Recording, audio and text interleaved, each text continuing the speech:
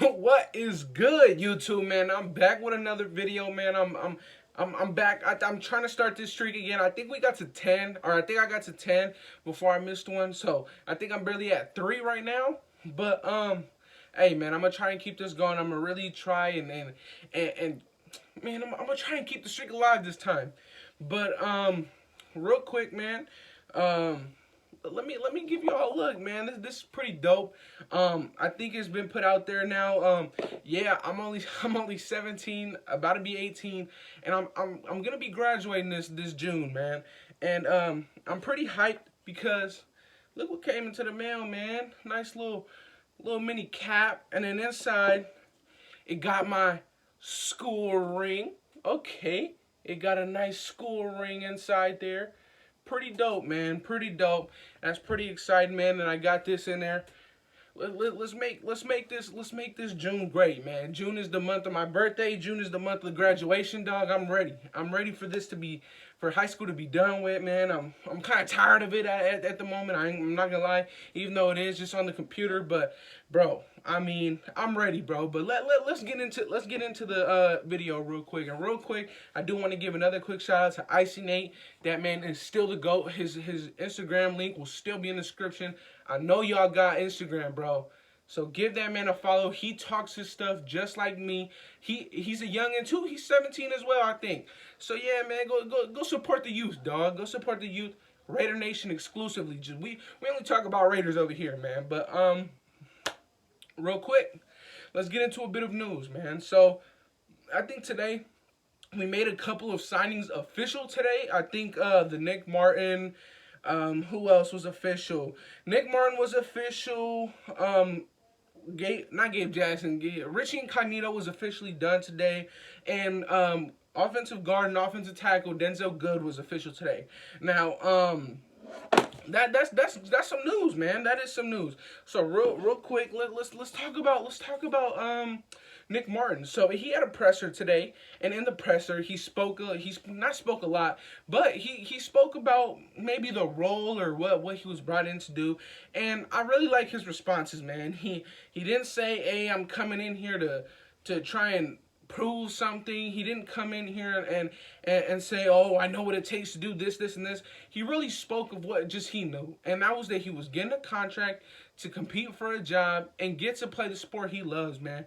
And I really like that. He also spoke that he was brought in to be a leader in this team, a veteran leadership in this team, because as we all know, our team is very young, man. We probably only have, off the top of my head, maybe six starters on our roster that's over 28 or 29. So, like, bro, our roster is fairly young. I mean, DC is he's barely about to be 30 or 31, bro. Like, our team is still fairly young, man.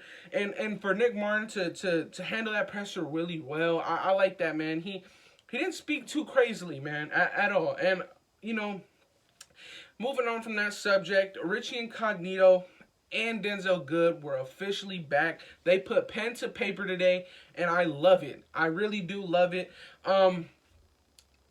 I know that on the Raiders official page, they put guard and tackle for Denzel Good. So I don't know if that's implying anything, man. I really don't. It could be, but I think that Denzel Good is gonna stick to what he's good at, and that's guard. He is good still at tackle, but what he's really a beast at guard. Now, for Richie Incognito back, I think that's one of the more huge signings this year, man. I really think that he came back, was getting $5.6 million. We cut him. He understood that it was a business.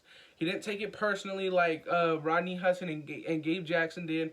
He understood the deal. He ended up testing the market for a bit. I think maybe a week. He's seen other offers, and he ended up coming back, signing with the Raiders for under the vet minimum. He only signed for $2.6 million. The vet minimum is $3 million. Now, for somebody to come in and basically say, "I have $3 million guaranteed because I'm a veteran," and he still comes back and still takes a pay cut at that, Man, that shows character, bro. I really love that, and I know for some of y'all, it's like, oh, he only took 400K less, bro. 400K is a good amount of money. 400K, he probably looked at it as that he was gonna spend 400K on a move to another team, so maybe that's why he stayed. And he is a good player, man. He is a true leader. He is a very big reason on the growth in Colton Miller, man. And I know that he is a well respected and well loved and well appreciated guy on that offensive line. Now, on the topic of offensive line, I've been thinking of that offensive tackle position, and I really have one guy in mind, and I think the only knock that I have against him is not his talent, is not his play, and it's not his height, speed, none of that. It's the school he went to. Now, Tevin Jenkins, man, he is a true right tackle. I really think that he could come in and he could blow some stuff up, man. I really like Tevin Jenkins, bro. He's a true right tackle. I believe he weighed in at 308. No, that's Elijah Veratuga who weighed in at 308. Bro, Tevin Jenkins from Oklahoma State. Oklahoma State is the only knock that I have on Tevin Jenkins, right? It's not his fault that's where he ended up playing out his career. That is the only knock, though, that I do have on Tevin Jenkins. That dude is a beast in the run and pass, and I think he's very underrated because of the school he went to. Now, I'm not saying that if he would have went to a Clemson or if he would have went to a Bama, that he would have been able to do the same things. But what I am saying is that for him to be in what he can control in his division and in his conference, he dominated it. He played very, very well. He played at a very high level, man, at a very high level. And I really like that. I think Tevin Jenkins will be there in the second round for us to pick up. He could be in he could be in there in the first round. I wouldn't be surprised if he got scooped up in the first round, man. I think he'll be there in the second. There's always other guys in the second round. There is a lot of talent for second round tackles this year. I think this year is very deep in quarterbacks, receivers, and tackles, bro. I really do. And it's not too deep on the defensive side of the ball, in my opinion, which I'm happy and glad about, because this year, this draft, last year we had we still had a good amount of offensive needs last year and defensive needs, and I feel like we filled them pretty well, whether it was in the draft and free agency. I think that we did really well this free agency, although it is not finished. I think that now we really only focus in the draft on best player available, right tackle, and free safety. I think that there's still an opportunity for us to go out there and get a veteran corner out on the market. There's still a good amount of corners available on the market. Sadly, we did see Kwan Williams re-sign with the 49ers. He is a top 4, top 5 slot corner in my opinion. In my true, honest opinion, man. I really think that he is right up there with some of the good ones.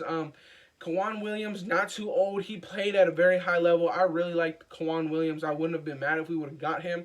But for him to re-sign with the 49ers, that's good for him. Another guy off the market. Back to Tevin Jenkins a bit. This guy, I really hadn't done too much, I really hadn't done too much research or really just much watching on tackles, because I honestly didn't think that Trent Brown was going to leave. But now that he is, that is what I have to be looking into, and that's what I have to be paying attention to. And I honestly thought that at our pick in the 17th or 48th or 49th pick, I thought that we weren't going to be able to get a good pass pro and a good run blocking player. And I'm wrong, man. This guy, Tevin Jenkins, bro, is a beast. I believe he was high. I think his run grade was in the 90s and his pass grade was in the 90s, bro. Tevin Jenkins at right tackle, I would love it. I would love it, whether if it was in the first or the second. I don't know how I don't know. All I know is that I want him. Him and Morig. Him and Morig, man. But there is a ton of talent as far as tackles in the first and second round that the Raiders can go after. Yeah, man. Real quick, I do want to touch up on a couple more things. I saw today that Marcus Mariota, his new contract, ended up having a no-trade clause. Now, a no-trade clause, much like the Russell Wilson and the Deshaun Watson contracts, is that a team cannot just say, all right, in our case, we cannot just say, okay, Marcus Mariota is up on the market. We'll take offers from anybody, and when the offer's right from someone, we'll just accept it, and our player will go to your team for what we receive. This means that, let's say, for whatever reason, I don't know, so somebody dumb. Let's just say a random team, right? Let's just say a random team wants Marcus Mariota, and they offer us a 4th-round pick, and the Raiders say, okay, we'll take it. This is hypothetical. I'm not saying that this should happen or will happen. But what this means now is that, okay, this team just offered us a 4th-round pick. We can accept that deal, but now the final option is on Marcus Mariota.